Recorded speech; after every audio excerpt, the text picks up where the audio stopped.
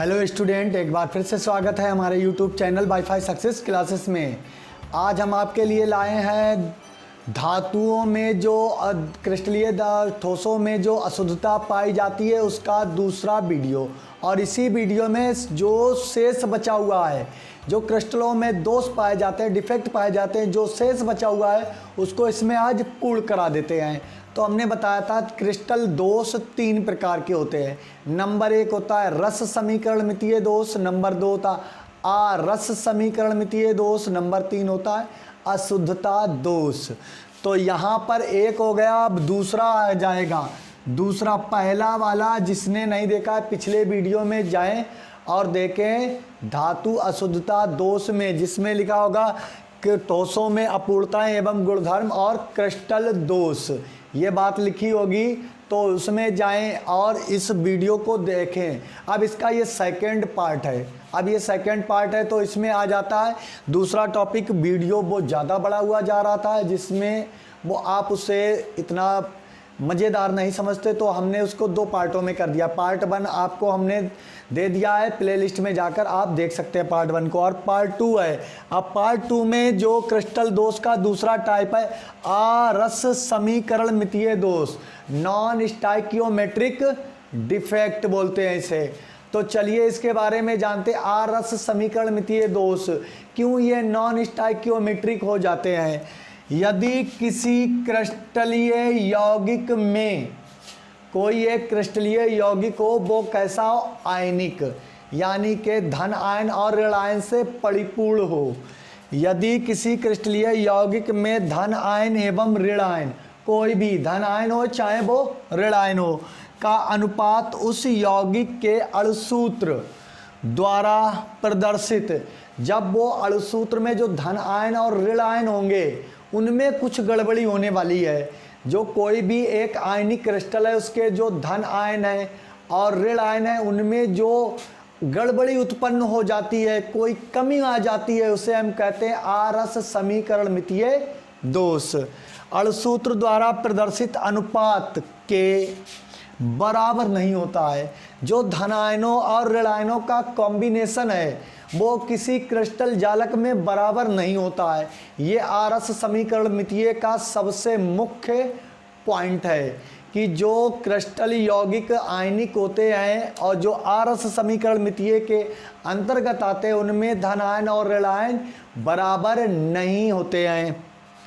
उसके आगे हमें पढ़ना अर्थात यौगिक स्थिर अनुपात के नियम का, जो स्थिर अनुपात का नियम होता है उसका पालन नहीं करता, ऐसे यौगिकों को अरस समीकरण मितीय कहते हैं। जो स्थिर अनुपात की, जो हम स्थिर अनुपात में जो भी चीज़ चाहते हैं वो सदैव स्थिर अनुपात में होनी चाहिए। जैसे हम बताते हैं स्थिर अनुपात H2O NaCl, Na का 1 परमाणु है और यहाँ पर कितने हैं? क्लोरीन का भी 1 परमाणु, तो 1:1 हो जाएगा। अब यहाँ पर हम लिख दें H2O, तो हाइड्रोजन के 2 और ऑक्सीजन का 1।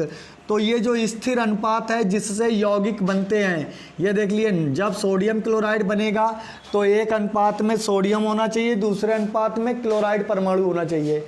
जब जल बनेगा, जल का निर्माण होता है तो 2 हाइड्रोजन परमाणु और 1 ऑक्सीजन हो, तभी जल का निर्माण होगा।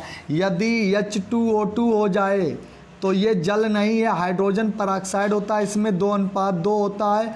फिर इसका हम काट पीट देते हैं तो 1:1 आता है। इसी प्रकार से CaOH का होल ट्वाइज, यहाँ कैल्शियम का 1 परमाणु होता है, अनुपात में हाइड्रोक्साइड 2 होते हैं। तो ये जो स्थिर अनुपात का नियम है, इस नियम को अरस समीकरण मितीय जो क्रिस्टल होते हैं आयनिक, वो इस नियम का पालन नहीं करते हैं। एग्जाम्पल से आपको समझाते हैं उदाहरण। आयरन सल्फाइड, यानी कि FeS, इसे फेरस सल्फाइड भी बोल सकते हैं। आयरन ऑक्साइड FeO में सल्फर, अब इसकी बात कर रहा है, सल्फर परमाणु अधिक के होता है, इनमें सल्फर परमाणु अधिक होता है, अर्थात FeS का संघटन, FeS का जब संगठन बनता है तो देखिए ये कि एक वैल्यू लिखी है, लिखा है Fe 0.88 यानी 0.88 से 1.0, यानी कि ये आयरन जो है वो 0.88 से 1 में आ जाता है। जब वैल्यू घटती बढ़ती रहती है तो अनुपात कैसे स्थिर रह सकता है? समझिए, जब आयरन के परमाणु अप डाउन कर रहे हैं, कम या ज़्यादा हो जाते हैं, तो कोई भी स्थिर अनुपात के नियम का पालन नहीं करेगा। इस लाइन को अंडरलाइन करते हैं, स्थिर अनुपात का नियम। स्थिर अनुपात का नियम ये कहलाता है कि कोई भी यौगिक यदि निर्मित होता है तो उसमें जो परमाणु बनते हैं वो स्थिर अनुपात में होने चाहिए, जो उसके नियम के अकॉर्डिंग है, और जो पक्का यौगिक बनता है, एक वर्चुअल यौगिक बनता है। तो यहाँ पर क्या बोलेंगे, जैसे NaCl बना हुआ है, H2O, यहाँ पर अगर एक भी चीज़ बढ़ घट जाती है तो वो उस श्रेणी से हट जाता है। ये बात आपको समझनी होगी। जैसे यहाँ आयरन में 0.88 से कितना 0.88 से 1.0 तक जा रहा है, तो यहाँ क्या हो रहा, परमाणुओं की संख्या में लगातार उतार चढ़ाव आ रहे हैं, तो यहाँ पर स्थिर अनुपात का नियम का पालन नहीं होता। अर्थात ये क्या है, एक आरस समीकरण मितीय है। उसके बाद में अर्थात FeS का संगठन इतना होता है, जबकि FeO का संगठन 0.84 से 0.94। अब FeO में आयरन के जो संगठन परमाणु हैं वो 0.84 से 0.94 तक जाते हैं। ये भाई स्थिर नहीं है, ये वैल्यू 10 तक 0.10 यानी कि 0.10 तक अप डाउन करती है, तो ये स्थिर अनुपात के नियम में नहीं आता है। तो ऐसे क्रिस्टलीय यौगिक आरस समीकरण मितीय दोष के अंतर्गत आते हैं। अब ये दोष दो प्रकार के होते हैं, एक तो होता है धातु आधिक्य दोष और एक होता है नंबर 2 धातु न्यूनता दोष। तो आरस समीकरण मितीय के दो प्रकार होते हैं, नंबर 1 धातु आधिक्य दोष, नंबर 2 धातु न्यूनता दोष। तो सबसे पहले हम पढ़ेंगे धातु अधिक दोष। अब ये बात आप समझ गए होंगे और बहुत मज़े से समझ गए होंगे। अब इसको हम रफ किए देते हैं। आज उतनी एनर्जी नहीं है जितनी पर डे होती थी, तो आज वैसे ही धीमे धीमे से चलेंगे, लेकिन आपको टॉपिक को पूरी तरीके से माइंड में बिठा देंगे। हिल नहीं सकता है, ऐसे बैठ जाएगा, एग्ज़ाम तक आप भूलेंगे नहीं, और जो नहीं भूलेगा वो ही लगाएगा 70 में 70 और 30 नंबर आपके प्रैक्टिकल के होते हैं। तो आरस समीकरण मितीय को बांटते हैं श्रेणियों में।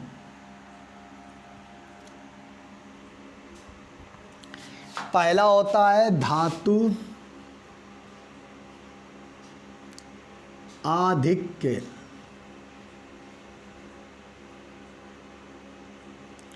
दोष,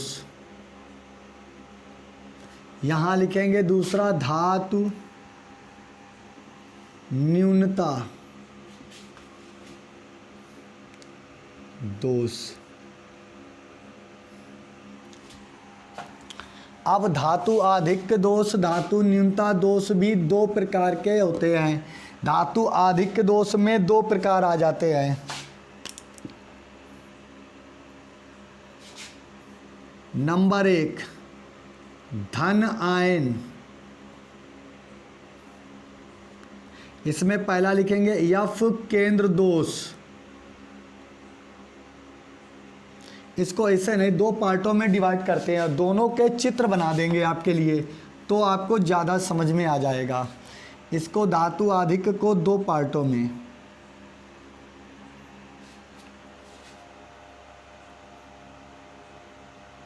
यहाँ पर लिखेंगे F केंद्र दोष, ये पहला दोष हो गया। F केंद्र, इसका भी मतलब बताएंगे, फिर बताएंगे धन आयन आधिक्य दोष।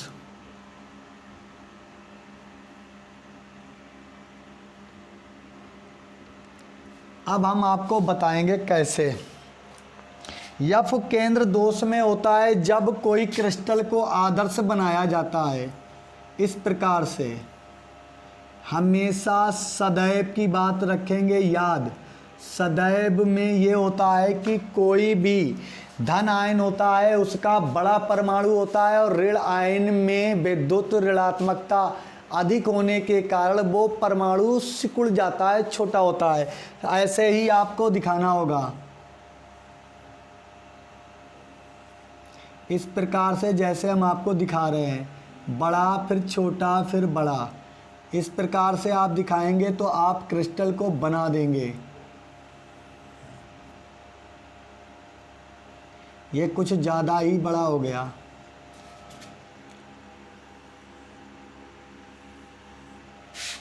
ये आपके लिए बना रहे हैं एफ केंद्र दोष।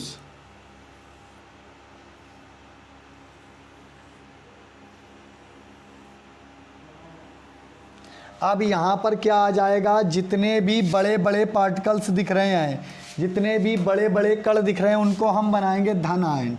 ऋण धन ऋण, ऋण धन ऋण धन, ऋण धन ऋण, ये एक दूसरे के क्या होते हैं, अपोजिट में होते हैं। अगर इनको पास पास में रख देंगे तो क्रिस्टल की प्रकृति ही चेंज हो जाएगी। अब ये बन गया एक आदर्श क्रिस्टल। अभी इसमें एफ केंद्र दोष उत्पन्न नहीं हुआ। क्या हुआ, एफ केंद्र दोष उत्पन्न नहीं हुआ। ऐसी कंडीशन में क्या होता है, इसे धन आयन अधिक दोष बोल सकते हैं। लेकिन ये बहुत बार पूछा जाता है, जो कई लड़के एनसीईआरटी के, मतलब कोई भी स्टूडेंट जब एनसीईआरटी की बुक से पढ़ता है तो इस दोष को समझने में उसे बड़ी कठिनाई होती है। आज हम आपको इस प्रकार से बता देंगे कि कभी भी इसके बारे में ये कठिनाई उत्पन्न नहीं होगी कि हमने ये एफ केंद्र दोष को समझ नहीं पाया। तो धातु आरस समीकरण मितीय के दो प्रकार होते हैं, धातु आधिक्य दोष और धातु न्यूनता दोष। धातु आधिक्य दोष में एफ केंद्र दोष और धन आयन आधिक्य दोष। अब धन आयन आधिक्य दोष के लिए हम बनाते हैं इस प्रकार से, हम कुछ गोले बना लेते हैं, बड़े बड़े से गोले, और इसे धन आयन आधिक्य को थोड़ा ऊपर से ले लेते हैं। यहाँ पर ऐसे लिखेंगे तो कम गोले बन पाएंगे, तो इसको हम यहाँ पर लिखते हैं धन आयन आधिक्य दोष। अब इसमें हम इसके गोले बनाते हैं।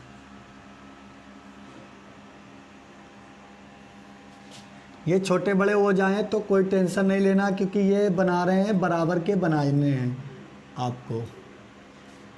ये आपने बना लिए क्या, क्रिस्टल।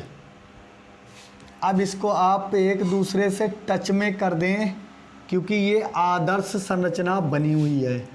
कैसी है, जब क्रिस्टल के जालक में अवयवी कण एक निश्चित व्यवस्था क्रम में पाए जाते हैं तो ऐसा क्रिस्टल आदर्श क्रिस्टल कहलाता है। अब यहाँ पर हम क्या बताएं, यहाँ ले ले A प्लस B माइनस, अरे सॉरी दूसरे कलम से बताते हैं यहाँ पर ताकि आपको और स्वच्छ दिखे। तो लिखेंगे A plus B minus, A plus B minus, B minus A plus B minus को, ये धनायन ऋणायन हो सकते हैं, ठीक है। ये AB प्लस में हमने क्या लिया, A को धनायन ले लिया और B को ऋणायन ले लिया है यहाँ पर। अब देख लीजिए A plus B minus, A plus B minus, ये बन गए क्या, दोनों अभी आदर्श क्रिस्टल हैं, अभी इनमें कोई दोष नहीं आया है। लेकिन क्या होता है, एफ केंद्र दोष में क्रिस्टल को गैसीय अवस्था में जब हम इसको गर्म करते हैं, जब हम इसकी गैसीय अवस्था में इसके गर्म करते हैं तो कोई भी धन ऋण आयन गैसीय अवस्था में मुक्त हो जाता है। क्या होता है, जैसे जब बना होता है क्रिस्टल NaCl, तो NaCl में सोडियम होता है एक धन आयन, क्या होता है, धन आयन, और सोडियम एक क्या है, धातु, वो भी कैसी, मृदा धातु। और जबकि क्लोरीन के जब परमाणु मिलते हैं तो Cl2 बनती है, Cl2 एक गैस होती है। तो ये क्लोरीन जब गैस उड़ जाती है गैसीय अवस्था में तो वहाँ से एक क्या होता है, ऋण आयन गायब हो जाता है। क्या होता है? ऋण आयन गायब हो जाता है और धन आयन की स्थिति ज़्यादा हो जाती है। तो इस क्रिस्टल में एक दोष उत्पन्न हो जाता है। चूँकि अब देखिए इस क्रिस्टल में कितने 1 2 3 4 5 6 7 8 9 और 1 10। 10 क्या है? धन की संख्या कितनी है? 10। 10 बड़ा धन है। तो अब ऋण कितने हो गए? 1 2 3 4 5 6 7 8 और 9। और 9 क्या है? ऋण आयन। तो यानी ये क्रिस्टल कैसा हो जाएगा? धन आयनिक। इसके ऊपर चार्ज आ जाएगा तो ये विद्युत धारा का चालन करेगा। लेकिन विद्युत उदासीनता बनाए रखने के लिए इसके एक बीच केंद्र में एक इलेक्ट्रॉन आ जाता है। इस प्रकार जो F केंद्र में किसी क्रिस्टल में जब एक इलेक्ट्रॉन अवयवी कण के स्थान पर या ऋण स्थान पर आ जाता है तो ऐसे क्रिस्टलों में उत्पन्न दोष F केंद्र दोष कहलाता है। एक बार आप फिर समझ लीजिए कि जब किसी कंडीशन की वजह से गैसीय अवस्था में कोई आयन ऋण आयन जब मुक्त हो जाता है तो धन आयनों की संख्या बढ़ जाती है। अब जब धन आयन और ऋण आयन बराबर नहीं होंगे तो वो विद्युत धारा का चालन करने लगेंगे।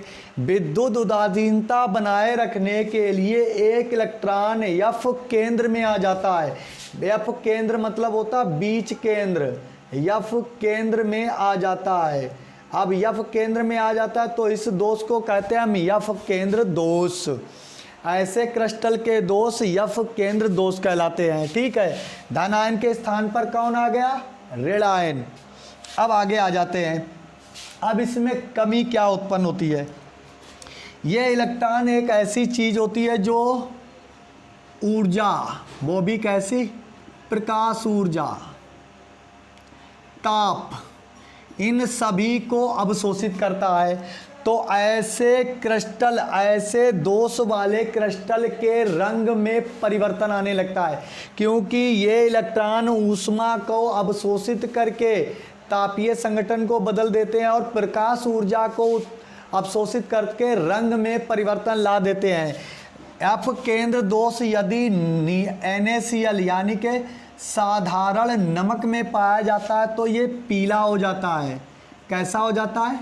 पीला। एक उदाहरण बता रहे हैं। जब किसी क्रिस्टल जालक के नियमित आयनिक व्यवस्था में एक ऋण आयन क्रिस्टल के मुख्य केंद्र से गैसीय अवस्था में पृथक हो जाता है, विद्युत उदासीनता बनाए रखने के लिए उसके F केंद्र में एक इलेक्ट्रॉन आ जाता है और क्रिस्टल उदासीन हो जाता है। उदासीन का मतलब होता है ना तो विद्युत धारा का चालन करे ना ही ताप का।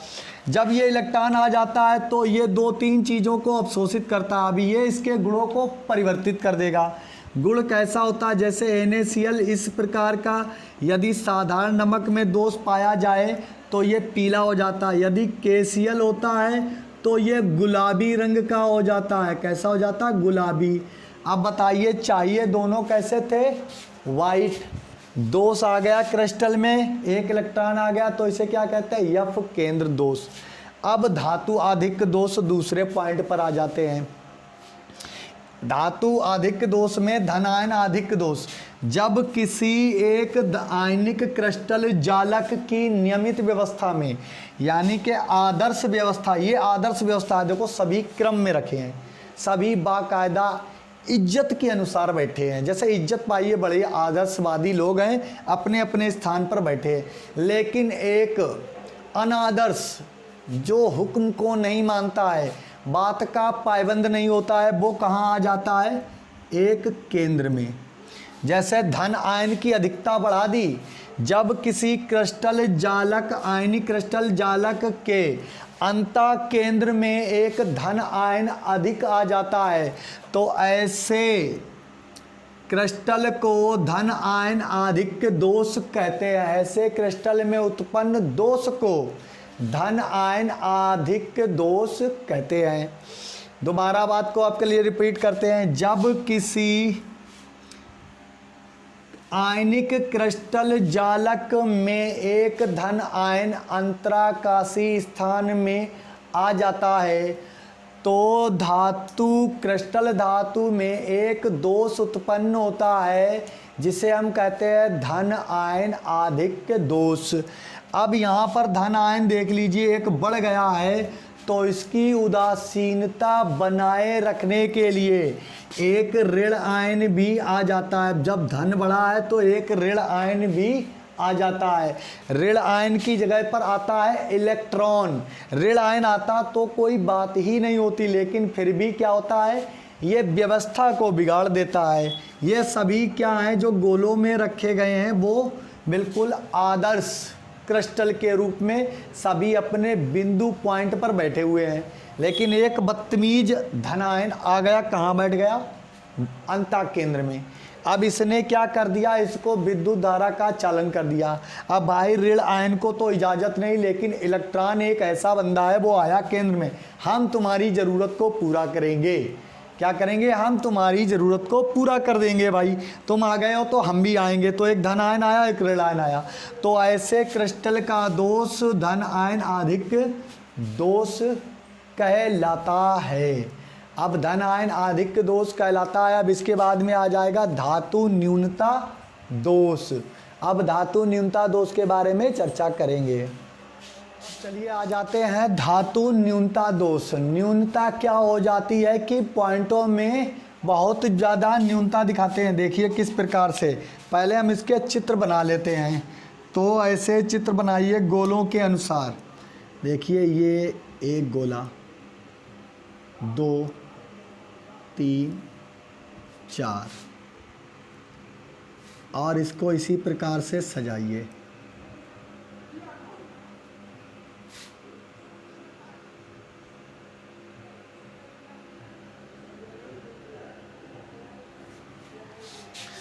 ये हो गए आपके क्रिस्टल जालक का एक रूप। धातु न्यूनता कैसे होती है, धातु में न्यूनता कैसे होती है या किसी क्रिस्टल जालक में न्यूनता कैसे आती है, इसके बारे में अब हम आपको बताएंगे। इधर तो आप समझ गए होंगे और बहुत अच्छी तरीके से समझ गए होंगे। इस बात को हम समझ रहे हैं, बहुत नॉर्मल चीज़ें हैं ये जिन्हें आपको हम सिखा रहे हैं। तो जैसे कोई एक परिपूर्ण क्रिस्टल जालक बना हुआ है, यहाँ पर ले लें A plus B minus A plus B minus A B minus A plus B minus A plus A plus B minus A plus B minus. ये एक आदर्श क्रिस्टल बना है जिसमें अभी धातु की न्यूनता नहीं दिखाई गई है। तो ये किस किस प्रकार से न्यूनता दिखाते हैं, अब आपको बताते हैं इसमें न्यूनता। जब किसी आयनिक क्रिस्टल जालक में एक धन आयन अपना मूल स्थान छोड़कर चला जाता है, अपना मूल स्थान छोड़कर चला जाता है, तो धातु में क्रिस्टल में धातु के क्रिस्टल में एक दोष उत्पन्न होता है जिसे हम कहते हैं धातु न्यूनता दोष। फिर अब आपको एक बार बात रिपीट करते हैं। जब किसी आयनिक क्रिस्टल जालक में एक धन आयन अपना मूल स्थान छोड़कर चला जाता है तो क्रिस्टल जालक में एक दोष उत्पन्न होता है जिसे हम कहते हैं धातु न्यूनता दोष। लेकिन इस कारण क्या होती है, 1 2 3 4 5, केवल 5 क्या है, धन आयन है। ऋण आयन को गिन लीजिए, 1 2 3 4 5 और 1 6। जब धन आयनों की संख्या धन आयन बराबर है 5 और ऋण आयन बराबर है 6 और ये संख्या बराबर में होनी चाहिए क्योंकि स्थिर अनुपात का नियम लागू होना चाहिए। धन आयन और ऋण आयन जब बराबर होंगे तो ये विद्युत धारा का चालन नहीं कर पाएंगे, क्रिस्टल उदासीन अवस्था में हमको चाहिए होगा। ऐसी स्थिति में क्या होता है, एक धन आयन अधिक संयोजकता को प्राप्त करके क्रिस्टल को उदासीन बना देता है। जैसे ये हो जाए +2। इस खाली स्थान की स्थिति को कौन पूरा करे, एक धन आयन, ये धन आयन जरूरी नहीं, ये भी हो सकता है, इसके स्थान पे ये भी हो सकता है, ये भी हो सकता है और ये भी हो सकता है। जब किसी क्रिस्टल जालक में एक धन आयन अपना मूल स्थान छोड़कर चला जाता है तो उसको विद्युत उदासीन बनाए रखने के लिए एक धन आयन अपने संयोजकता को बढ़ाकर क्रिस्टल को विद्युत उदासीन बनाता है। तो इस प्रकार का क्रिस्टलों में दोष धातु न्यूनता दोष कहलाता है। अब ये आपका टॉपिक समाप्त हो गया, जिसे हम कहते हैं आरस समीकरण मितीय दोष। अब आपका आ जाएगा दोष में अगला लास्ट तीसरा दोष, जिसे हम कहते हैं अशुद्धता दोष। नंबर 3 अशुद्धता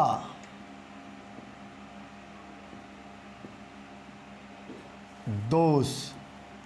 ये लास्ट अंतिम है, इसके बाद में ये खत्म हो जाएगा और ओनली 2 टॉपिक बचेंगे, एक ठोसों में चुंबकीय गुण और ठोसों में विद्युतीय गुण। तो ये 2 गुण बचेंगे, जिसके लिए हम यही चाहेंगे कि आप एक ही वीडियो में समझ जाएं और आपका चैप्टर समाप्त हो जाएगा ठोस अवस्था का। और इसके बाद में आप लेकर आएंगे आपके लिए विलयन सेकेंड चैप्टर। और चैनल को हमारे यदि आपने सब्सक्राइब नहीं किया है तो चैनल को सब्सक्राइब करें, और वीडियो आपको पसंद आता है तो वीडियो को लाइक करें। ज़्यादा से ज़्यादा कमेंट करके हमें बताएं कि क्या आपको प्रॉब्लम होती है। तो ठीक है, अब आ जाते हैं धातु अशुद्धता दोष। इसके बारे में एक लाइन लिखते हैं। जब हम लाइन लिखेंगे तो लिखेंगे जब किसी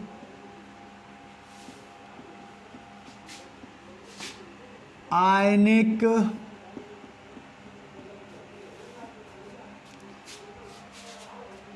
क्रिस्टल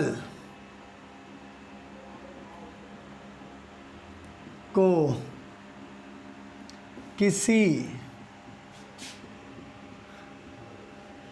जब किसी आयनिक क्रिस्टल को किसी अन्य यौगिक के साथ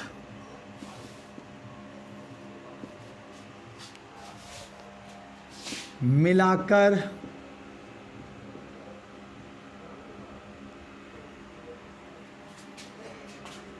गर्म करके एक नया क्रिस्टल प्राप्त करते हैं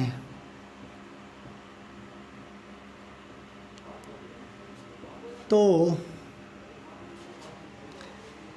इस क्रिस्टल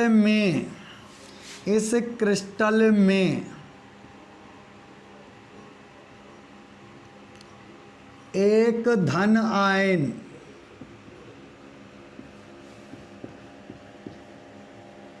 अपना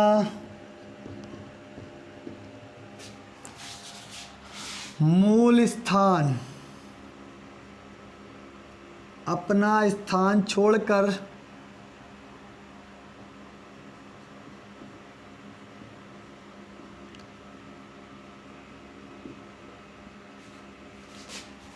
चला जाता है।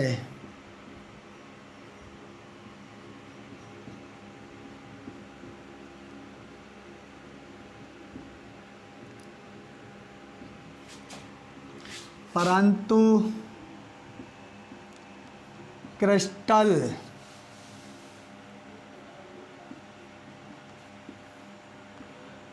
को विद्युत उदासीन बनाए रखने के लिए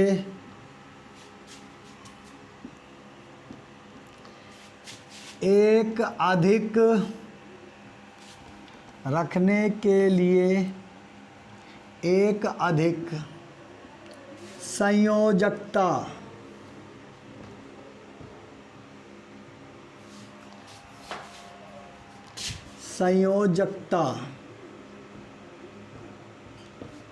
वाला धन आयन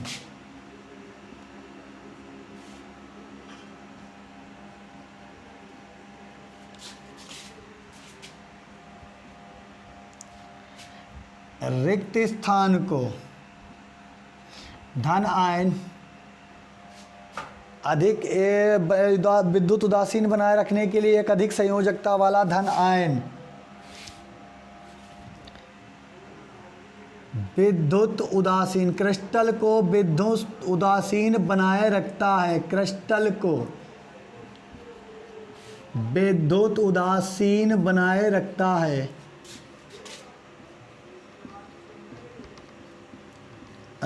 है।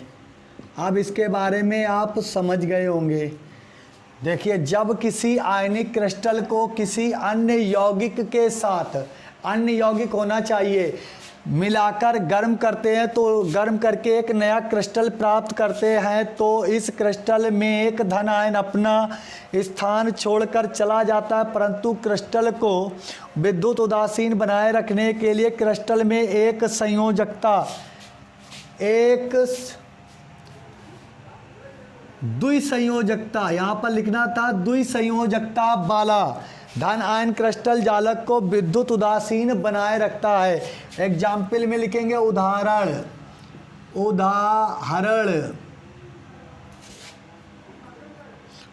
में लिखेंगे NaCl बा स्ट्रोंशियम क्लोराइड SrCl2 का क्रिस्टल। अब देखिए NaCl, ये उदाहरण है कि NaCl को स्ट्रोंशियम क्लोराइड, NaCl एक क्रिस्टलीय ठोस है, उसको स्ट्रोंशियम क्लोराइड के साथ हम गर्म करेंगे। यहाँ देखिए NaCl में एक Cl लगा हुआ है और SrCl2 में 2 Cl लगे हुए हैं, यानी कि SrCl2 क्या है, दो संयोजकता वाला यौगिक है। इसके आउटर सबसेल में यानी बाहरी उपकक्षा में 2 इलेक्ट्रॉन पाए जाते हैं। अब इसका हम चित्र बनाते हैं, जैसे इस प्रकार से बनाएंगे बड़े बड़े गोलों के अनुसार।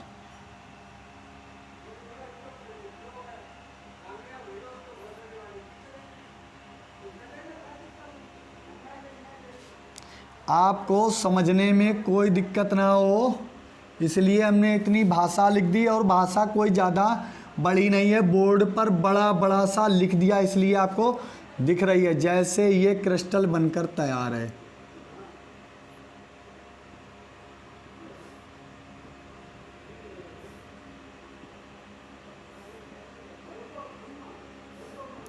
अब ये गोले बनकर तैयार हो गए।